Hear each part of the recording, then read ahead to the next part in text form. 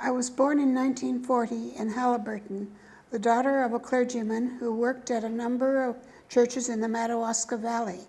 My mother was a nurse, and we had a pretty happy childhood. Well, I came to this Canada in 1984 as a student to do my grade 13 and then go to university from Kenya.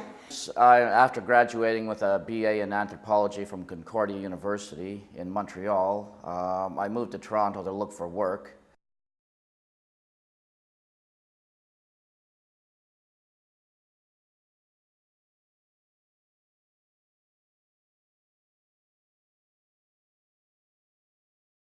And then when I was 19, I started to get very delusional and started hearing voices. I was brought to CAMH here, the Center for Addiction and Mental Health, diagnosed with paranoid schizophrenia.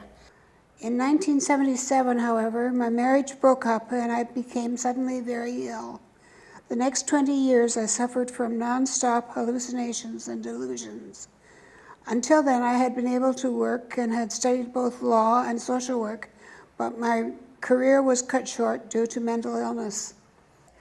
In 1985, I was pregnant with my son, and I was living at my in-laws' house. We rented a room on the top floor.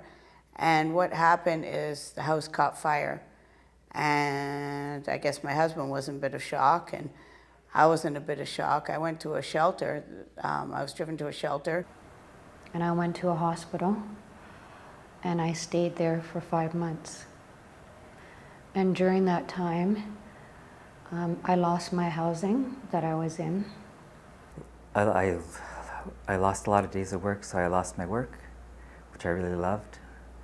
I was working with vulnerable people, and yeah, I really liked doing that. I found it very, very difficult to stay in a cafe for as long as possible, and then sometimes I'd be kicked out because I had no money to buy coffee. And then I'd go and stay under a bridge, somewhere.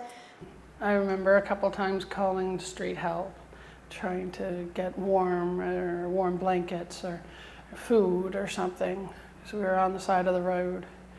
I remember begging for money, because I had no ID, no anything.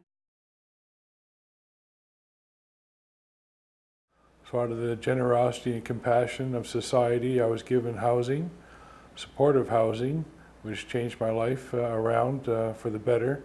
Since moving into supportive housing, I've remained housed, and I've not been rearrested or committed to any psychiatric institution. Now that I'm in supportive housing, it's so much easier. My mom and dad and I get along more. We actually have a relationship now, and they are seeming to more and more understand my illness. Until 15 years, I got my first one-bedroom apartment, and I can't tell you. I mean, I actually had windows that I could look out, my own washroom, my own kitchen. And in fact, I started to cry because I thought, who was I to deserve this beautiful place?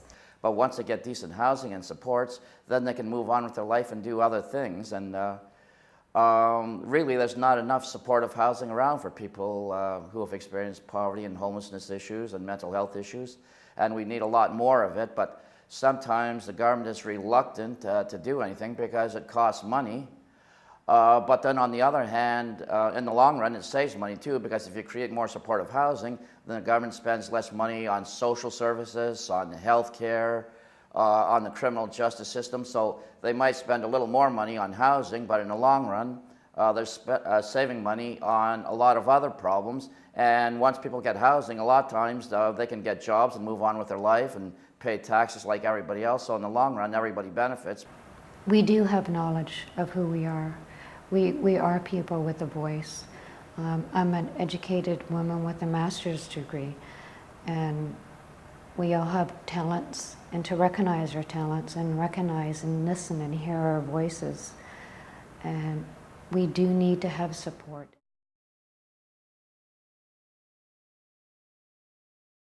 And I know recovery is possible. I see it every day, and I'm a prime example.